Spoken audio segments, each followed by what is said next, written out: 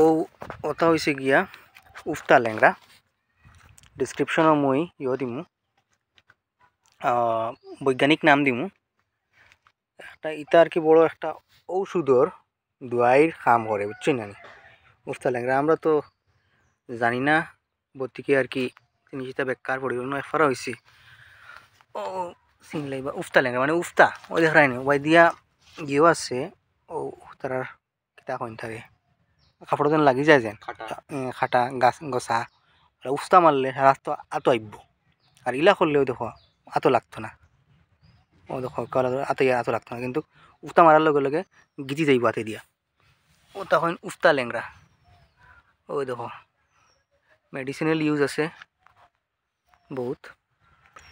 ও গেলা তো তো ভাড়া উফতা ল্যাংড়া বেজান উফতা ল্যাংড়া বড়ি হয়েছে। ও কুড়ি আইছে না, এগু তো আর কিতা এগু আর একটা গাছ ওজন আর এগু দেখ রায় এগু হয়েছে আর এক দোয়াইর গাছ।